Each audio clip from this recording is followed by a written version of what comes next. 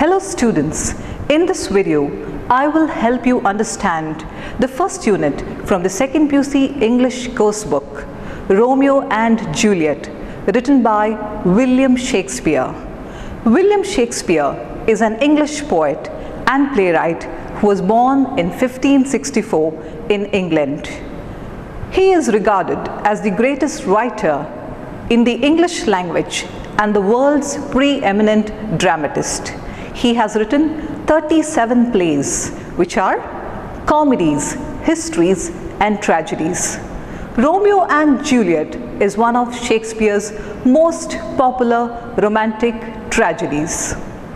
Romeo and Juliet is a tragic story of two young lovers, Romeo and Juliet, who belonged to the powerful noble families of Verona in Italy, the Montagues and the Capulets. The Montagues and the Capulets were sworn enemies. Romeo belonged to the Montague and Juliet belonged to the Capulet family. They had never seen each other. Romeo was attracted towards a girl named Rosalind, who did not respond to him. The old Lord Capulet, Juliet's father, had hosted a grand supper. Romeo learnt that Rosalind, whom he admired, was also invited to that party. He disguised himself and came to the supper to see Rosalind. When Romeo comes to the supper, he sees Juliet on the dance floor and is fascinated with her beauty. Juliet is seen dancing with a gentleman named Paris, who was her suitor. She was supposed to get married to him. When she sees Romeo, she too gets attracted towards him. In this unit, we come across two scenes from two different acts. The first scene is from Act 1, Scene 5. Romeo sees Juliet for the first time and instantly falls in love with her. He is awestruck by her beauty and completely forgets Rosalind. As the beautiful girl Juliet dances with Paris and all the dancers around, Romeo delivers a soliloquy, which means a monologue. A monologue is an act of speaking one's thoughts aloud, especially by a character in a play. Dear students, kindly refer to the display of the text as I recite the soliloquy of Romeo. Oh, she doth teach the torches to burn bright. It seems she hangs upon the cheek of night as a rich jewel in an Ethiop's ear, beauty too rich for use, for earth too dear. So shows a snowy dove trooping with crows, as yonder lady over her fellows shows. The measure done, I'll watch her place of stand, and touching hers, make blessed my rude hand. Did my heart love till now? Forswear it, sight, I never saw true beauty till this night. Romeo is fascinated with Juliet's beauty. Look at the first line. She doth teach the torches to burn bright. Doth means does in archaic or Old English. We can find a lot of imagery used in this monologue. It was a time when there was no electricity. The room was illuminated with torches burning all around. When Romeo exclaims, she doth teach the torches to burn bright, he means that Juliet's beauty surpasses the light of the torches. Her beauty is more illuminating than the light of the torch. The next two lines, it seems she hangs upon the cheek of night as a rich jewel in an Ethiop's ear. As Juliet gracefully dances in the room, she looks like she is hanging in the dark ambience of the night. The night is personified in the phrase cheek of night. What is a personification? a personification is a figure of speech when inanimate or non-living objects are spoken as if they have life. They are given human attributes. As Juliet dances on the dance floor, she looks as if she hangs upon the cheek of night as a rich jewel in an Ethiop's ear.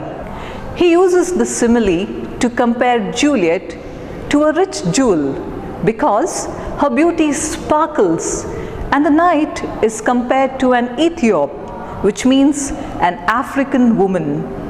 Like a jewel worn by an African woman shines brightly due to the contrast in color, Juliet too shines in contrast with the night. In the next line, Romeo says, "Beauty too rich for use, for earth too dear."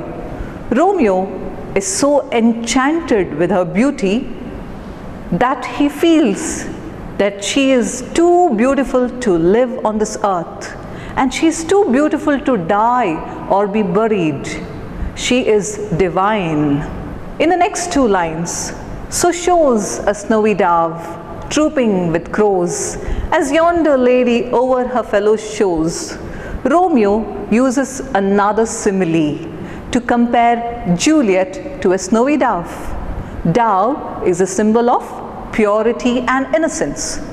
He compares all the other women to crows, which means that Juliet's beauty outshines in comparison to the other dancers on the dance floor, including Rosalind. The next two lines, "The measure done, I'll watch her place of stand, and touching hers makes blessed my rude hand." The measure here means dance. After the dance, Romeo intends to meet Juliet and touch her hand. He believes that he will be blessed to touch her hand as she is blessed. The last two lines, "Did my heart love till now? Forswear it, sight, for I never saw true beauty till this night." In these lines, Romeo introspects and poses a question to himself. If he loved anyone before seeing Juliet, he tells himself that he had never seen anyone so beautiful and never felt so much in love. These were the thoughts expressed by Romeo as he sees Juliet. As the play progresses, the relationship of Romeo and Juliet blossoms. It reaches a point where the two lovers resolve to get married secretly. After the wedding, the two lovers depart, hoping to meet each other in Juliet's residence at night. In this unit, the next monologue we have is from Act 3. This is a scene while Juliet waits for a husband, Romeo.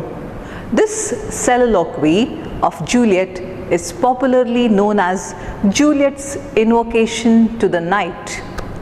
As Romeo belongs to the Montague family, he was not allowed to come to Capulet's residence. Therefore, he chooses to use the shelter of darkness, that is, the night, in order to meet Juliet. The darkness would protect him from his enemies. Juliet, who waits for Romeo, invokes the night. She wants it to get darker so that Romeo can come to her soon. Look at the lines in our text as you hear me recite. "Come night, come Romeo, come thou day in night, for thou wilt lie upon the wings of night, whiter than new snow on a raven's back. Come, gentle night, come, loving black-browed night. Give me my Romeo, and when I shall die, take him and cut him out in little stars, and he will make the face of heaven so fine that all the world will be in love with night and pay no worship to the garish sun."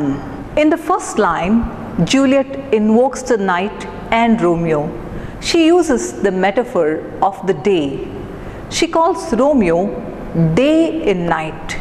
He is a day that brings brightness in her life.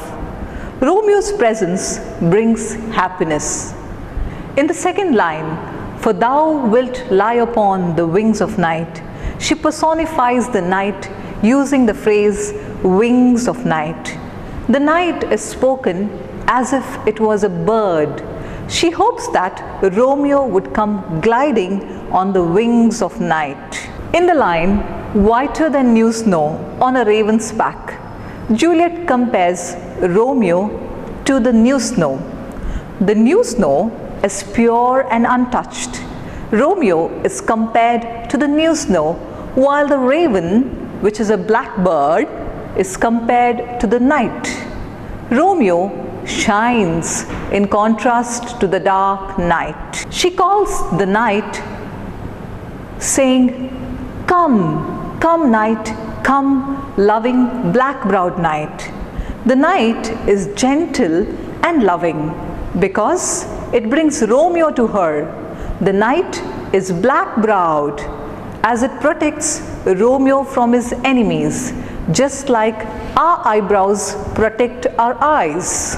In the next line, give me my Romeo, and when I shall die, take him and cut him out in little stars, and he will make the face of heaven so fine. Juliet seems to be having a premonition of their tragic death towards the end of the play. Juliet pleads the night to cut Romeo into little stars and put him on the night sky. As Romeo is the most charming man, the sky would have the most sparkling stars. In the last two lines, she hopes that the whole world would fall in love with the night sky, as the stars would be more beautiful than ever. She believes that the people of the world would no more pay attention to the garish sun. Garish sun means bright sun. Juliet wants Romeo to be immortalized to the world. With these thoughts, Juliet waits for Romeo, hoping to see him at night. Dear students, these two soliloquies of Romeo and Juliet from the play Romeo and Juliet reveal their unceasing love for each other. Thank you.